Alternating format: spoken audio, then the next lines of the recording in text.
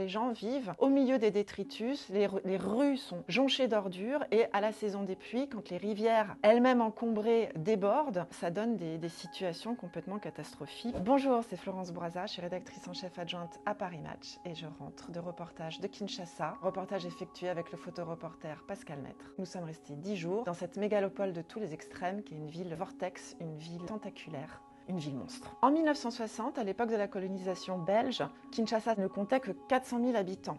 Aujourd'hui, on serait environ à 17 millions d'habitants, sachant qu'il n'y a plus de statistiques, on ne sait pas exactement combien de personnes vivent dans cette ville folle. On sait par contre que dans quelques années, ce sera avec Lagos, la capitale du Nigeria, la mégalopole la plus peuplée d'Afrique. Cette démographie explosive va poser plusieurs défis. En 2015, selon les statistiques de l'Union européenne, Kinshasa produisait 9 000 tonnes de déchets par jour. Aujourd'hui, on est passé à environ 30 000 tonnes. Donc en 10 ans, ça a été multiplié par 3. C'est considérable et c'est ingérable. Donc les gens vivent au milieu des détritus et ça donne des situations complètement catastrophiques. C'est le pays de tous les extrêmes et Kinshasa représente bien cela. La RDC possède une richesse minière dans son sous-sol qui est considérable. C'est l'un des pays les plus riches au monde et pourtant, ses habitants vivent avec moins de 2 $ par jour et le pays se classe lui-même parmi les 10 pays les plus pauvres au monde. Donc il y a là un paradoxe qui est complètement hallucinant et qui s'explique en grande partie par la corruption des élites et par une politique de prédation, d'accaparement qui est devenue la norme malheureusement et qui se fait sur le dos du peuple. Évidemment,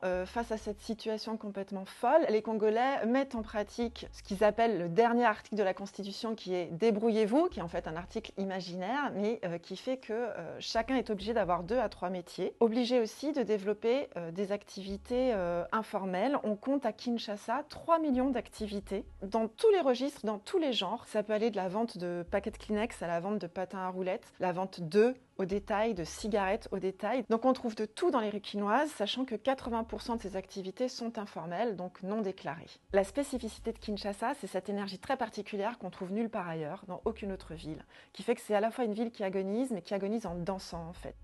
La musique est omniprésente, la fête est omniprésente et elle est plus qu'omniprésente, c'est une nécessité. C'est une façon en fait de défier le destin et de résister, c'est une forme de résistance. C'est très difficile quand on rentre de reportage comme ça dans une autre partie du monde de pouvoir comparer notre quotidien et celui qu'on a vécu, là en l'occurrence pendant 10 jours, parce qu'on n'a pas les mêmes modèles sociaux, on n'a pas les mêmes politiques.